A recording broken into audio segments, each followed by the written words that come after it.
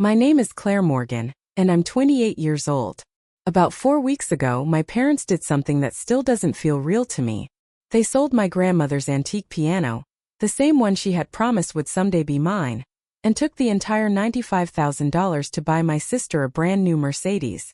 They convinced themselves Grandma was too sick in hospice to ever learn the truth. They also assumed I didn't have the backbone to tell her. Turns out they were wrong on both counts. When I finally sat down with Grandma and explained what they'd done, she didn't break down. She didn't raise her voice or make a scene. Instead, she calmly picked up her phone, dialed a single number, and spoke 7 quiet words. 7 words that would eventually tear apart everything my parents thought they owned. Before I explain what she said, and before I tell you what unfolded at my mother's 60th birthday party, take a second to like and subscribe, but only if you're actually enjoying this story. Drop a comment too and tell me where you're watching from and what time it is there. Now let me rewind to where all of this really began, the day my grandmother was admitted into hospice care. It was a Tuesday afternoon, just after I finished my last piano lesson of the day, when my phone rang. "Margaret's had another heart attack," my father said flatly. "No hello. No concern. She's stable, but they're moving her to hospice. Family meeting at the hospital in an hour." That was it. I canceled everything and headed straight there. By the time I arrived, my parents and my sister, Emily, were already grouped together in the waiting room, whispering like they were negotiating a business deal. My dad, Thomas Morgan, stood with his arms crossed tight across his chest. My mom, Linda, held her designer purse like it was some kind of emotional life raft. Emily, 4 years younger than me and always the favorite, barely looked up from her phone. "Good you're here," my dad said when he noticed me. "We need to divide responsibilities." Not once did he ask how I was holding up. Not a single word about how hard this might be for me. Just tasks and logistics. "Someone has to visit Mom every day," he went on. "Your mother and I have the business to manage. Emily's in an important phase with Lucas's family."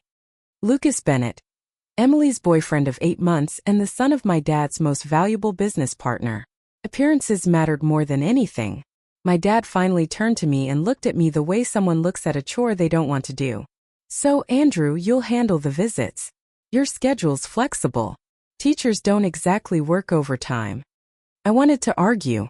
I wanted to tell him I taught music to 37 kids every week, ran after-school programs, and worked just as hard as anyone else in that room. But I didn't. I swallowed it and said, "Of course. I want to be with her anyway." "Perfect," he replied, already turning away. "Let us know if anything changes." As I headed down the hallway toward Grandma's room, I heard my mom's voice behind me, quiet but sharp, clearly meant only for Emily. "At least he's useful for something." I kept walking. Not because I hadn't heard her, but because I'd heard versions of that my whole life, and eventually you stop expecting anyone to care. Grandma Margaret's room smelled like lavender and old books. She insisted on it. "They try to make everything smell like antiseptic," she told me during my first visit. "I won't have it. If I'm going to die, I want to be surrounded by things I love." She was 76, sharp as ever, even as congestive heart failure slowly shut her body down. The doctors said weeks, maybe a month or 2 if she was lucky. I visited her every day after work. We talked about music, about her years performing in concert halls across the Northeast, and about my students, kids who couldn't read notes yet, but already felt rhythm deep in their bones. One evening she reached for my hand. Her grip was weaker than I remembered, but her eyes were intense. "Andrew," she said, "there's something I need you to know." "Anything, Grandma." "The Steinway," she said, pausing deliberately. "Your mother's piano. The one from 1892. I knew exactly which one she meant. I'd learned my first scales on those ivory keys when I was 7. That piano was the soundtrack of my childhood. The only place in my family where I ever felt truly seen. "It's yours," she said firmly. "I already told Thomas and Linda. I told them last month in front of everyone. That piano belongs to you." I remembered that moment clearly. My dad's jaw tightening, my mom exchanging looks with Emily, and my sister rolling her eyes while muttering something about sentimental junk. "Grandma, you don't have to," I said. "I want to," she replied, squeezing my hand. You're the only one who understands what it really means. Promise me you'll take care of it." "I promise." She smiled then, a knowing smile like she could already see what was coming. "Some things are worth more than money," she said softly. "And some people only learn that lesson the hard way." 2 weeks later, everything fell apart. Grandma asked me to bring her some old photos from her house, pictures from her performing days that she wanted to see one last time. I still had a key, so after work on a rainy Thursday afternoon, I drove over. The house was silent. Too silent. I walked through the foyer, past the dining room, and into the living room where the Steinway had stood for 3 decades. It was gone. I froze. The only thing left was a rectangular outline pressed into the carpet, a ghost where something permanent had once lived. My hands were shaking as I pulled out my phone. "Mom," I said, my voice cracking. "Where's Grandma's piano?" There was a pause. Then she answered, sounding bored. "Your father took care of it. Adult matters, Andrew. You don't need to worry." "Took care of it how?" I asked. "Where is it?" I said, "Don't worry about it," she snapped and hung up. I stood there for what felt like hours, staring at that empty space while rain tapped against the windows and thunder rolled somewhere far away. That evening, I drove to my parents' house. My dad answered the door holding a glass of scotch, clearly irritated. "The piano," I said. "What did you do?" He didn't hesitate. "Sold it. 95,000. Good deal." My stomach dropped. "You sold it?"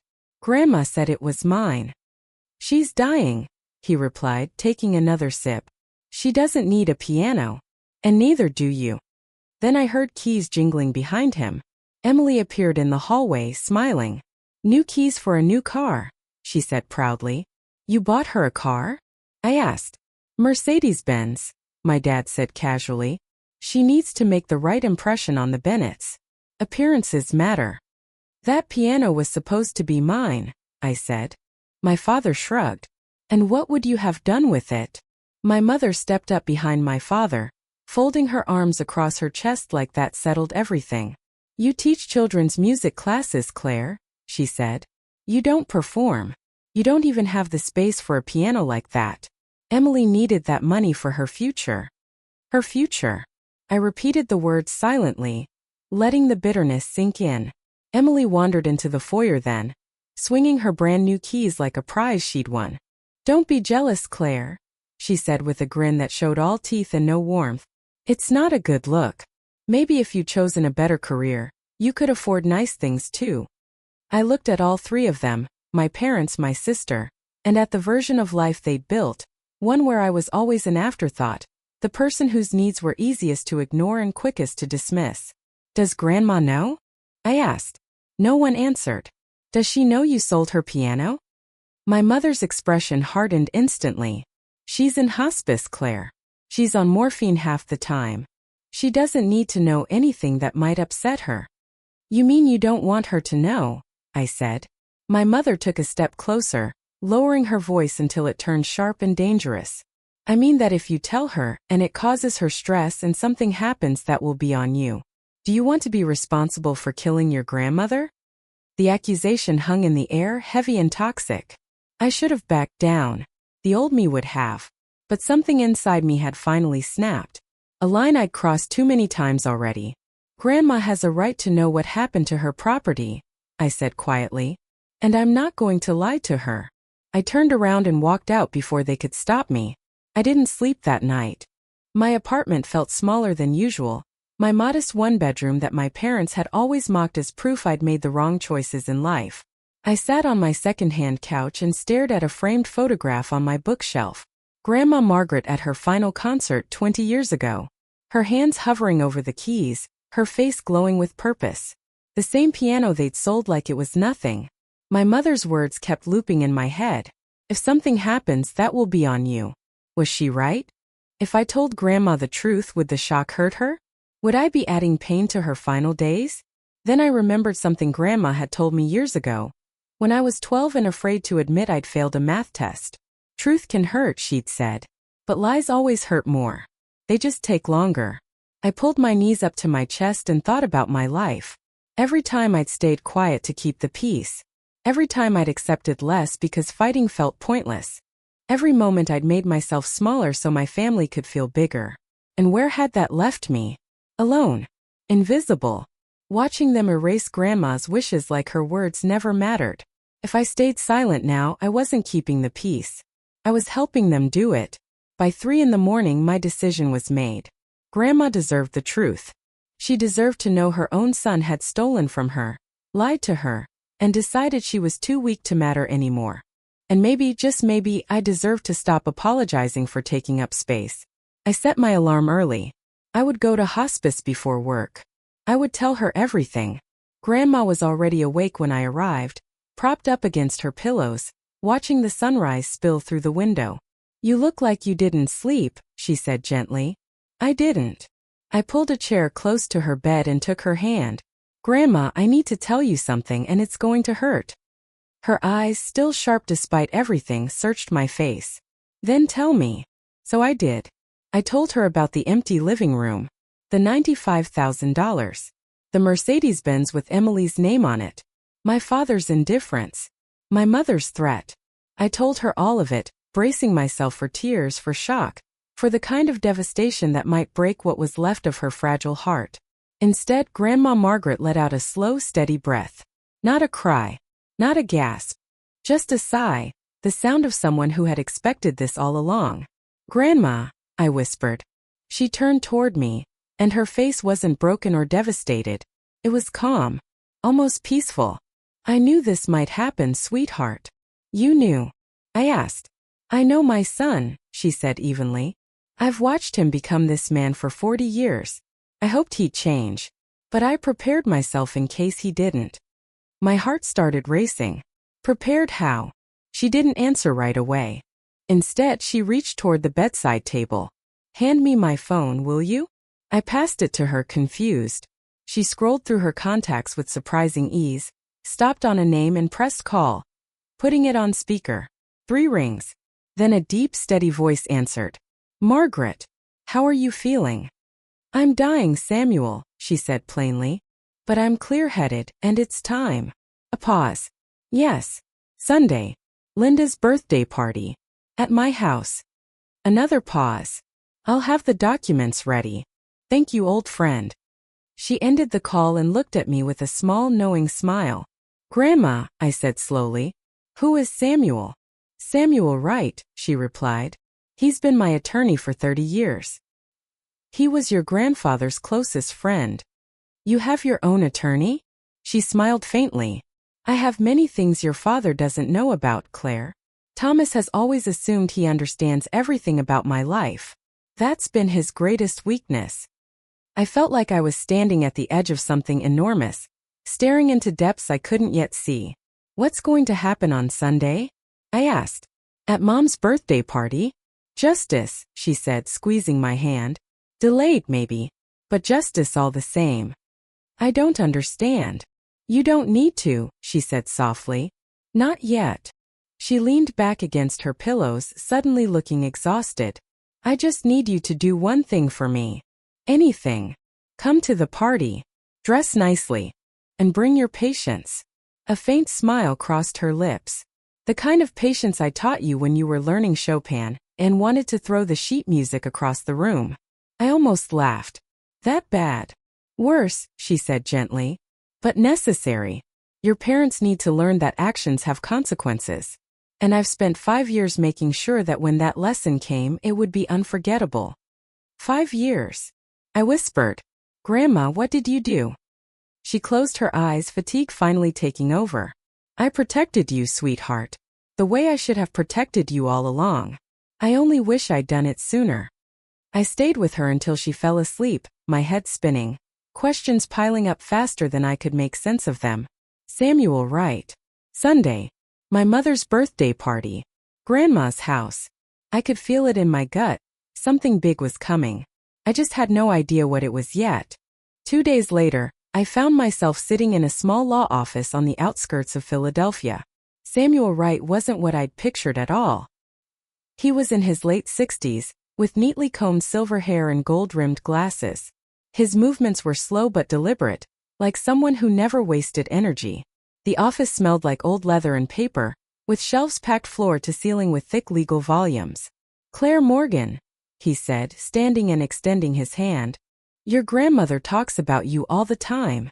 It's a pleasure to finally meet you. Mr. Wright. Samuel, please, he interrupted gently, gesturing toward the chair across from his desk. Have a seat. Your grandmother asked me to go over a few things with you before Sunday.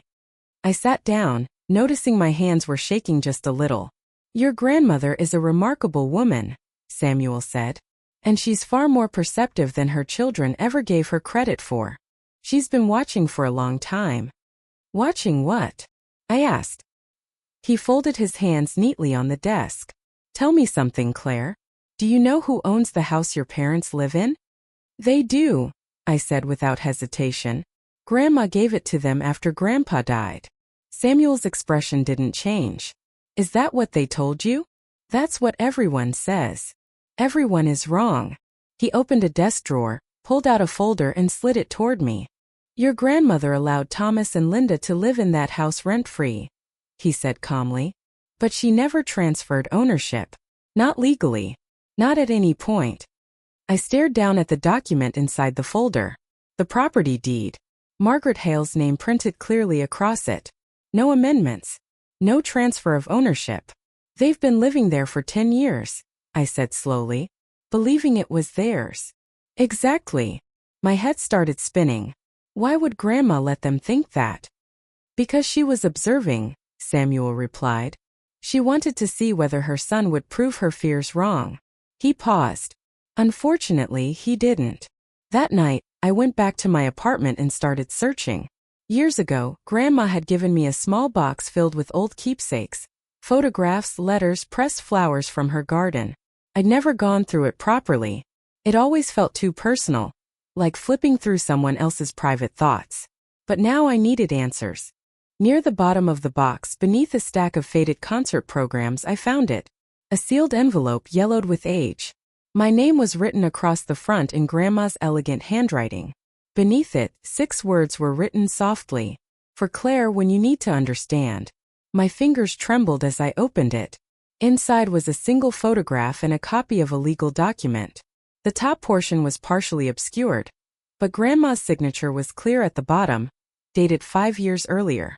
Attached to the corner was a handwritten note. The house never left my hands, sweetheart. It was only borrowed, and some borrowers don't deserve the privilege. I read it 3 times. Then it clicked. Sunday's party was being held at Grandma's house, the same house my parents treated as their own. The place where they hosted holidays and dinner parties. The place where they'd sold the piano from the living room as if it belonged to them. Never did. My father had built his entire sense of importance on something he didn't even own. I thought about all the times he'd lectured me on real assets and smart investments. All the times he'd mocked my small apartment while standing proudly in a home that wasn't his.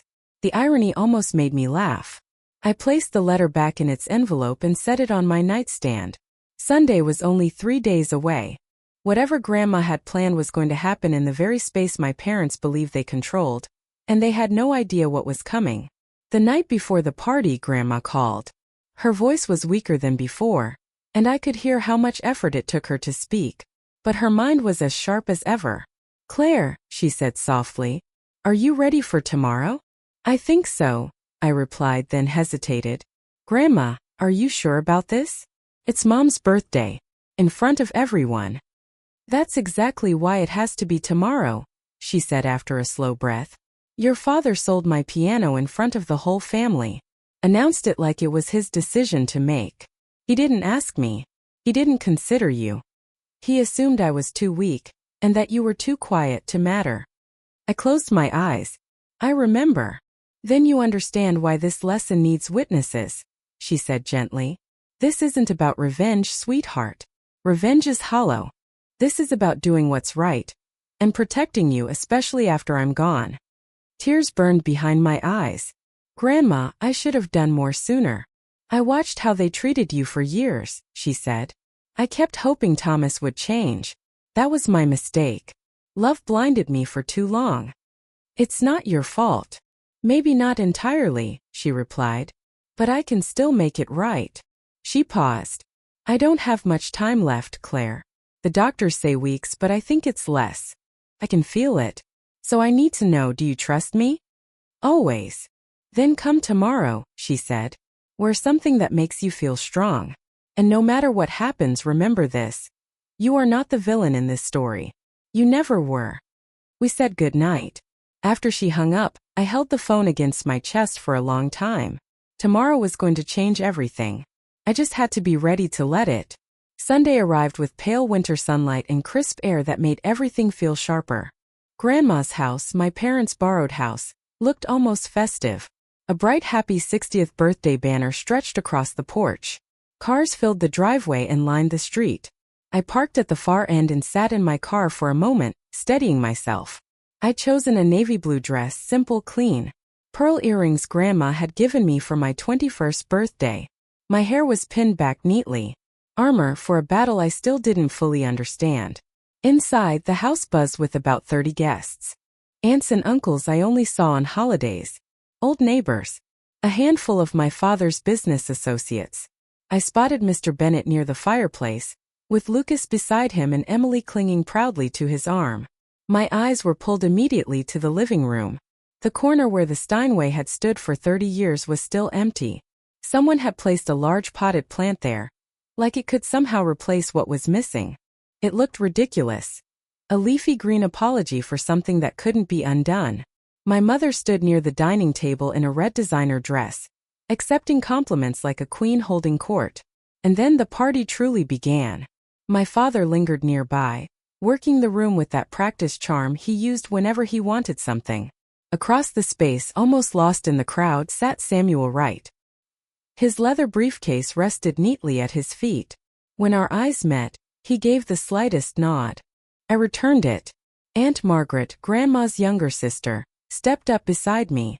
"Claire, sweetheart," she asked quietly, "how is Margaret really doing?" "She's tired," I said honestly. "But her mind is still sharp." "Always was." Aunt Margaret's gaze drifted to the empty corner of the living room. "I noticed the piano's gone. Thomas said Margaret wanted to sell it." I opened my mouth to answer, but my father's voice cut through the noise. "Everyone, may I have your attention, please?" He stood in the center of the living room, crystal glass raised, commanding the space like it belonged to him, which I now knew it didn't. "Today, we're celebrating 60 wonderful years of Linda Morgan." Applause filled the room. My mother smiled like she was soaking in sunlight. And my father continued, "I'd like to share some exciting family news." My stomach dropped. As many of you know, our daughter Emily has been seeing Lucas Bennett, son of my dear friend and business partner James. He gestured toward Lucas, who nodded politely. "And to celebrate her bright future," my father said, "we have a very special surprise." He led the entire crowd outside, where a gleaming silver Mercedes-Benz waited in the driveway, a red bow perched proudly on its hood. "A gift," my father announced, beaming, "made possible by Grandma Margaret's generosity. She chose to sell her antique piano so she could invest in her granddaughter's future." Emily squealed, threw her arms around my father, and posed for photos beside the car. I stood frozen on the porch. He was doing it again, rewriting the story, casting himself as the hero, and erasing Grandma's wishes like they'd never existed. A woman I didn't recognize leaned toward her husband and whispered, "Wasn't that piano supposed to go to the other granddaughter? The music teacher?" Her husband shrugged. "Plans change." Aunt Margaret appeared beside me, her face pale. "Claire, did Margaret really agree to this?" Before I could answer, Emily spotted me and called out, her voice dripping with fake sweetness. "Claire, come take a picture. Don't be jealous. I'm sure Grandma will leave you something too. Maybe her old sheet music collection." A few people laughed. My hands shook.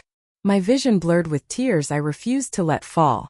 Then behind me, I heard the quiet click of a briefcase opening. As guests started filing back inside, Aunt Margaret stepped directly into my father's path. "Thomas," she said. Her voice was calm, but her hands trembled. "I need to ask you something." My father's smile stayed firmly in place. "Can this wait, Margaret? We're in the middle of." "Did you ask Margaret before you sold that piano?" The question dropped into the room like a stone into still water. My mother is in hospice, my father replied smoothly. She's not in any condition to make decisions like that. We did what was best for her. I spoke to her this morning. Aunt Margaret straightened. She's clear-headed, Thomas. Completely lucid. And she told me you never asked her permission. You never even told her. More people were listening now. I saw Mr. Bennet frown. I saw Lucas shift uncomfortably. My mother pushed forward, face flushed. Margaret, it's my birthday. Let's not cause a scene. A scene? Aunt Margaret laughed, though there was no humor in it. Linda, your husband sold Margaret's most treasured possession without her knowledge and used the money to buy a car. If anyone's making a scene, it's not me. The room went silent. 30 pairs of eyes bounced between my aunt and my parents. My father's composure cracked just slightly. This is a family matter. It doesn't need to be discussed publicly. Actually, a new voice said from behind us, public is exactly where it should be discussed. I turned. Samuel Wright was standing now, briefcase open, documents in hand. He walked calmly toward the center of the room with the confidence of someone who had done this many times before. Good afternoon, he said evenly. My name is Samuel Wright. I'm Margaret Hale's attorney. My father went pale. The silence was suffocating. Samuel stopped near the empty corner where the piano had once stood. It felt intentional. I apologize for interrupting the celebration, he continued. But Margaret Hale asked me to address some urgent matters regarding her estate. Given the circumstances, she felt it was important that her family, and those close to them, hear this directly. My father found his voice. My mother has an attorney? Since when? Since 30 years ago, Thomas, Samuel replied politely. I also represented your father. You'd know that if you'd ever asked. A few muffled gasps rippled through the crowd. My mother stepped forward. Margaret is dying. She's not in her right mind. Whatever papers you have. Samuel raised a hand, silencing her. I visited Margaret this morning. Her nurse, Evelyn, can confirm she is fully lucid and competent. She gave explicit instructions for today. He opened the folder and lifted a document. I understand there's been confusion about property ownership, he said calmly. So let me be very clear. He held the paper up. This is the deed to the house we're standing in. I watched my father's face drain of color. Notice the name on the deed, Samuel continued. Margaret Hale. Not Thomas Morgan. Not Linda Morgan. He paused, letting the truth settle. This house was never transferred. It was never gifted. Your parents have been living here rent-free for 10 years, solely due to Margaret's generosity. Whispers erupted around the room. My father gripped the back of a chair to steady himself. Emily stared at him, panic flashing across her face. And Samuel Wright wasn't finished. That, he said quietly, is only the beginning. If you're still here, you're probably holding your breath the same way I was in that moment. Before I tell you what Samuel revealed next, let me ask you this. Who do you think really owns that house? My parents. Surely Grandma transferred it at some point. B. Grandma, because she's been hiding something all along. C. Me, because the biggest twist hasn't come yet. Drop your answer in the comments. Then keep watching to find out. My father's voice cracked as panic finally broke through his composure. This is impossible. My mother said the house was ours. She promised. She promised you could live here, Samuel replied calmly, placing the deed on the dining table where everyone could see it. She never promised ownership. There's a significant legal difference, Mr. Morgan. I watched the realization ripple through the room like a shockwave. Mr. Bennet subtly stepped back from my father. One of the neighbors exchanged a quiet, knowing look with her husband. For 10 years, Samuel continued, you've lived in this property without paying rent, utilities, or property taxes. All of that was covered by Margaret's personal accounts. You treated the house as your own, and even made changes without permission. His eyes flicked to the modern light fixtures my mother had installed the year before. Legally, he said evenly, you are tenants at will, and the property owner has the right to terminate that arrangement at any time. You can't be serious, my mother snapped, her voice shrill. We've lived here for a decade.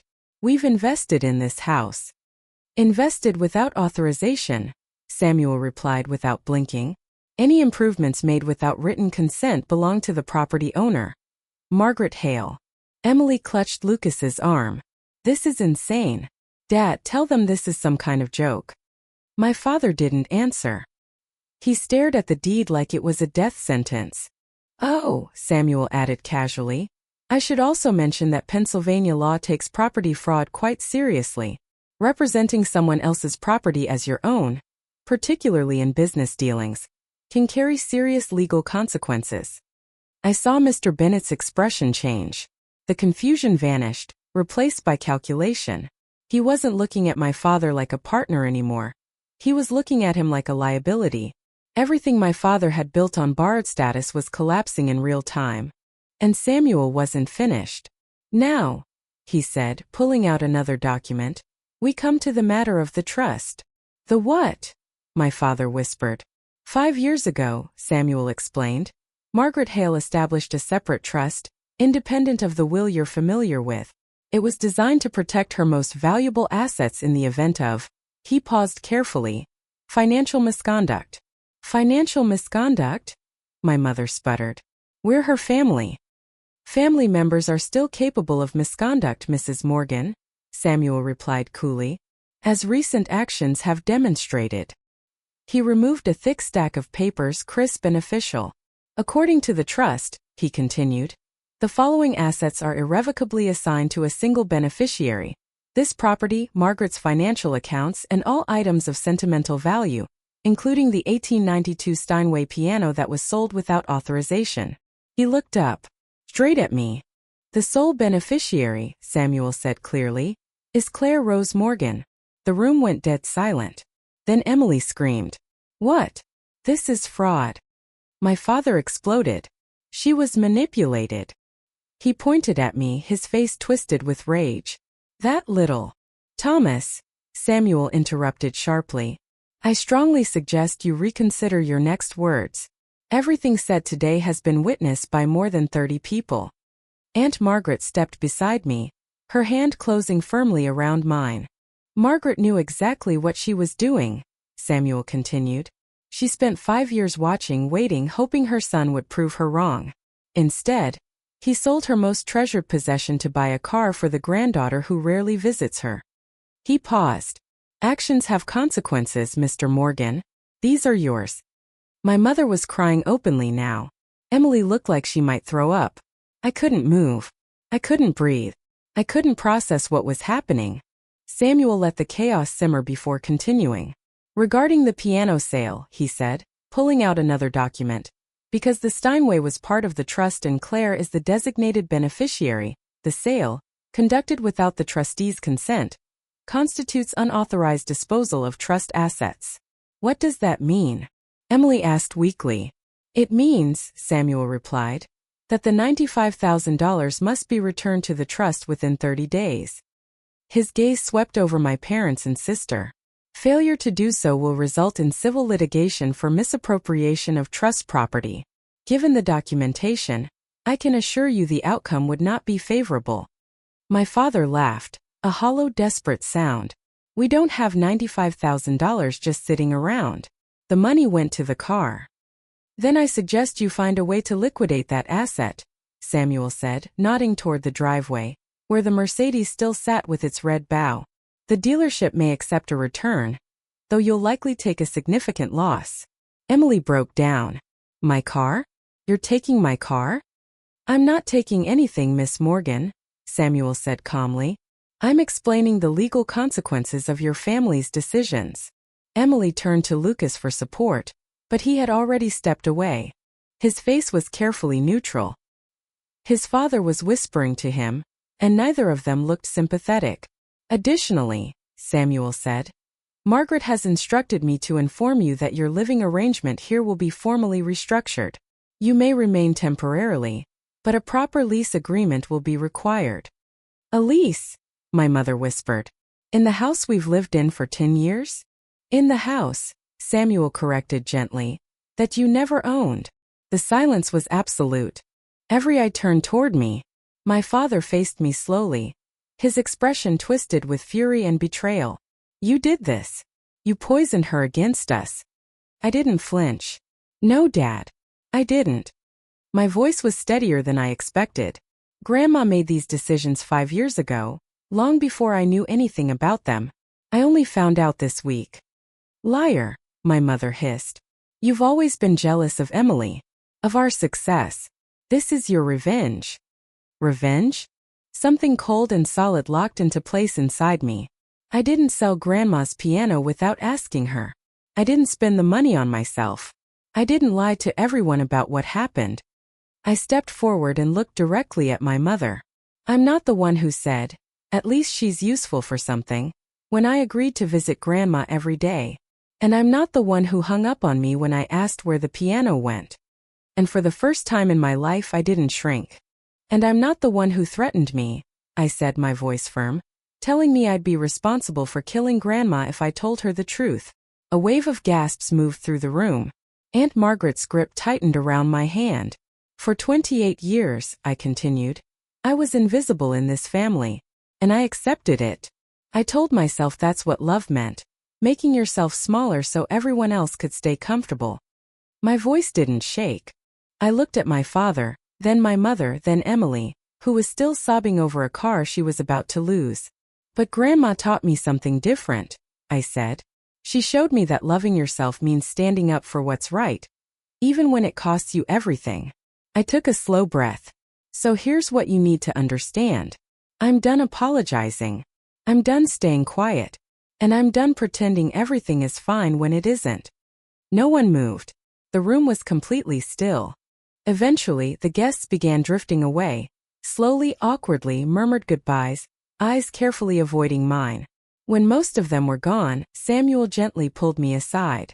"Claire, we need to talk about next steps." I nodded, still feeling unreal, like I was watching everything happen from outside my own body.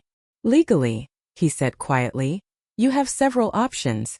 You could demand immediate eviction. Given the circumstances, your grandmother would support whatever decision you make." I looked across the room. My father was slumped in a chair, his head buried in his hands. My mother stood stiffly by the window, mascara streaked down her face. Emily was gone, probably outside mourning her Mercedes. They looked shattered. A small wounded part of me wanted to twist the knife, to make them feel every bit of the pain they caused me over nearly 3 decades. But that wasn't who I wanted to be. "I don't want to throw them out," I said slowly. "Not right away." Samuel raised an eyebrow. "Are you sure?" "Yes." I inhaled. "Here's what I want. The $95,000 gets returned within 90 days, not 30. That gives them time to sell the car and figure things out. They can stay in the house under a formal lease with minimal rent. And after Grandma," I swallowed hard, "after she passes, they'll have 12 months to find somewhere else to live." Samuel studied me. "That's remarkably generous given everything." "Maybe," I said, meeting his eyes. "But I'm not doing this to punish them. I'm doing it because it's right. And because I refuse to become the kind of person they are." He watched me for a long moment. Then he nodded, respect flickering across his face. "Your grandmother said you'd respond this way," he said. "She's very proud of you." "I know," I whispered, my voice cracking. "I know she is." The agreement was drafted right there on the dining room table, witnessed by Aunt Margaret and 2 remaining guests. My father signed without looking at me. My mother's hand shook so badly she could barely hold the pen. Neither of them spoke. By the time the last signature was added, the house was empty. Mr. Bennett and Lucas had left without a word. I later learned Lucas drove away while Emily was still outside crying. The birthday cake sat untouched. The banner drooped sadly over the porch. Aunt Margaret hugged me tightly before leaving. "You did the right thing, sweetheart. Margaret would be so proud." "She is proud," I said softly. "I talked to her this morning." Right on cue my phone buzzed. A video call from Grandma's hospice number. I answered and walked to the empty corner of the living room, where the piano used to be. Her face appeared on the screen, pale but peaceful. Nurse Evelyn smiled in the background. "My brave girl," Grandma said gently. "How do you feel?" "Terrified," I admitted. "And relieved. And sad. All at once. That's what courage feels like. she said. It's never comfortable. I didn't throw them out, I told her. I gave them time. I know, she said softly. Samuel texted me. Her eyes shimmered. You're a better person than they deserve, Claire. That's why I chose you. I pressed my hand against the screen, wishing it was hers instead. Thank you, I whispered. For everything. For protecting me. Don't thank me, she said with a small bittersweet smile. Just live well. Play music. Be happy. That's how you thank me. I will. I know you will, sweetheart. She closed her eyes. I know you will. Now, I know some of you are probably wondering, is that it? Did my parents ever change? The honest answer is, it's complicated. Not every story has a perfect ending, but every story has a lesson. Before I tell you what happened in the months that followed, I want to ask you something. Have you ever had to set boundaries with family? How hard was it? Drop your story in the comments. I read every single one. The first week after the party was pure chaos. News spreads fast in tight social circles, and what happened at Linda Morgan's 60th birthday traveled like wildfire. My father's business partners suddenly stopped returning calls. Meetings were postponed indefinitely. Mr. Bennett officially withdrew from their joint venture. When my father demanded an explanation, the reply was blunt. I can't do business with someone I don't trust. Thomas, if you deceive your own mother, what would you do to a partner? The deal, worth over $200,000, was gone overnight. Emily had to return the Mercedes. The dealership only offered $80,000, $15,000 less than my parents had paid. She screamed at the salesman for 20 minutes before finally signing the paperwork. 3 days later, Lucas broke up with her via text. My family thinks it's best if we take some time apart. Translation. They wanted nothing to do with Morgan family drama. My sister, the golden child, was suddenly just ordinary. No car. No rich boyfriend. No special treatment. She borrowed my mother's old Honda to get to job interviews. I didn't gloat. I didn't reach out. I just lived my life, teaching piano, visiting grandma every evening. But I'd be lying if I said there wasn't a quiet satisfaction in watching the facades fall. My father had spent years measuring success by appearances, the house, the car, the connections. Now he was learning the truth. None of it had ever been his. And borrowed things always have to be returned. 3 weeks after the birthday party, the hospice called me at 6 in the morning. You should come now, the nurse said gently. She's asking for you. I drove faster than I should have, my hands tight on the steering wheel, my heart hammering the entire way. When I reached the hospice, Grandma's room was quiet and still. Early morning light slipped through the curtains, laying soft golden streaks across her bed. Her breathing was shallow. Her skin looked thin as paper. But her eyes were open. And when she saw me, she smiled. My Claire, she whispered. Come sit with me. I took her hand. It felt impossibly fragile, like holding a small bird in my palm. There's something I need to tell you, she said slowly. Something I should have said a long time ago. What is it, Grandma? I'm sorry. The word caught me off guard. Sorry for what? For not acting sooner. A single tear rolled down her cheek. I watched how they treated you year after year. I kept hoping Thomas would change. I kept believing Linda would finally see your worth. She paused, gathering strength. I made excuses because I didn't want to accept that my own son could be that person. It's not your fault, I said, tears slipping free now. Not even close. Maybe not entirely, she said softly. But I could have done more. I could have protected you sooner instead of waiting until the end. She squeezed my hand weakly. I'm sorry, sweetheart. You deserved better. You gave me everything that mattered, I said, my voice fierce through the tears. You gave me music. You gave me love. You taught me I had value. That's more than they ever did.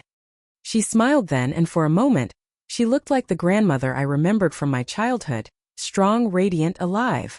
I'm so proud of you, Claire, she said. You've always had a good heart. You just finally learned how to guard it. You taught me that. Her eyes fluttered closed.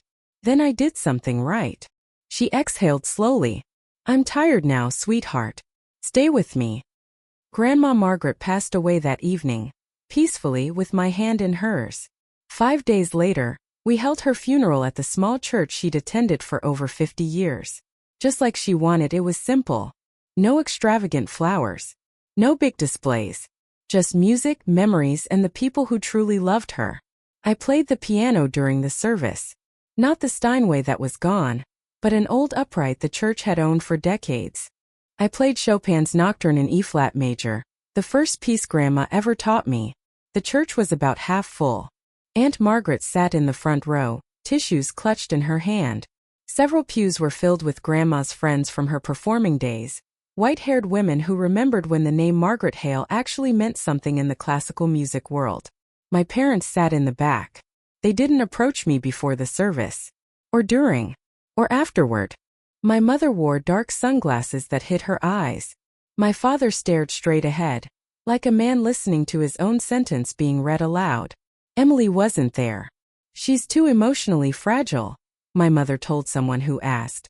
I delivered the eulogy. I spoke about Grandma's music, about her wisdom, about her quiet strength. I talked about how she taught me that love wasn't about grand gestures. It was about showing up, day after day, and choosing to really see someone. I didn't mention the drama. That wasn't the place. After the service, I saw my father start toward me. He hesitated, took a step, then stopped when my mother grabbed his arm and pulled him away. He never made it across the room. Maybe he wanted to apologize. Maybe he didn't. I'll never know. And I was okay with that. Some apologies never come, and some you eventually realize aren't needed anymore. 6 months later, I moved into Grandma's house. At first it felt strange, walking through rooms filled with her presence, sleeping in the guest bedroom I'd known since childhood. But little by little, it started to feel like home. I used part of the returned money to buy a new piano. Not a Steinway, those cost far more than $95,000, but a beautiful Yamaha Grand. It sat in the corner where Grandma's piano once stood. Different but meaningful in its own way. A new beginning. I started teaching private lessons on weekends. My first student was Aunt Margaret's granddaughter, Lily, 8 years old, bright-eyed, with the same restless energy I'd had at that age. When she played her first complete scale, I cried. My parents moved out 2 months after Grandma passed. They didn't wait the full year I'd offered. They said the house held too many painful memories. I think it was something else. I think they just couldn't stand the reminder of what they'd lost. They bought a small condo across town. My father's business shrank to half its former size. My mother joined a new social club. One where no one knew their history. We didn't speak. Not out of anger exactly. Just distance. Some gaps are too wide to cross. But I wasn't bitter. Bitterness is exhausting. And I had a life to build. Most evenings, I sat at the piano and played until the stars came out. Sometimes Chopin. Sometimes Bach. Sometimes melodies that went nowhere and everywhere all at once. Grandma was there in those moments. In the lavender scent from the garden she planted. In the creak of the old floorboards. In the way the sunset light spilled through the windows. She was gone. But she was everywhere. And I was finally free. 8 months after the funeral, my phone rang. Emily. I stared at the screen through 3 full rings before answering. Claire. Her voice sounded different, smaller, less sure of itself. Emily. Silence stretched between us. 28 years of sisterhood reduced to awkward pauses. I'm not calling to ask for anything, she said finally. I wanted to say something. Okay. I've been thinking a lot, she continued, about everything that happened, about how I acted. She took a shaky breath. I was angry. At you. At Grandma. At everyone. I thought you'd taken something from me. Another pause. Now I'm working entry-level at a marketing firm. I ride the bus because I can't afford a car. And I've started therapy. I didn't interrupt. I just listened. My therapist says I have a lot to unpack, she said quietly. About Mom and Dad. About how I was raised. About why I thought I deserved everything without earning it. She gave a hollow laugh. Turns out being the favorite isn't actually a gift. It's a trap. I'm glad you're working through it, I said. I'm not asking you to forgive me, she said, her voice cracking. I don't deserve that. I just wanted you to know. I understand now. Why you did what you did. Why Grandma did what she did. Grandma loved you too, Emily, I said gently. She just couldn't reward behavior that hurt other people. I know, she whispered, sniffing back tears. And for the first time in a long while, the silence between us didn't feel quite so heavy. I know that now. We sat in silence for a moment, neither of us rushing to fill it. Finally I spoke. If you ever want to talk, I said carefully, I'm willing to listen.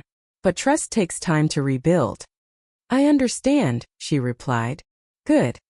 We hung up without saying goodbye, not out of bitterness, but because neither of us knew how to end the call yet. Some doors, once closed, don't swing open all at once. But that doesn't mean they're locked forever. It's spring now.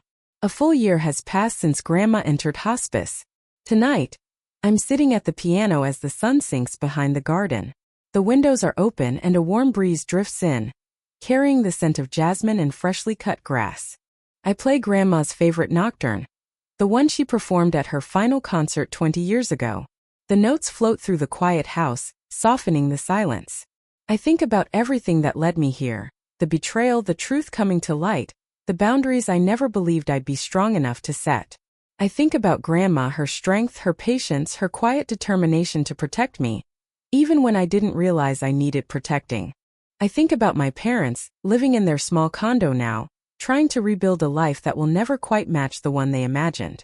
I think about Emily riding the bus, learning for the first time what it means to earn something instead of having it handed to her. I don't hate them. Hate takes too much energy. But I don't need them anymore either. And that kind of freedom, that was something I never expected to find. The nocturne comes to an end. The final notes linger in the air for a moment, then fade into the quiet of the evening. I glance at Grandma's photograph resting on the piano.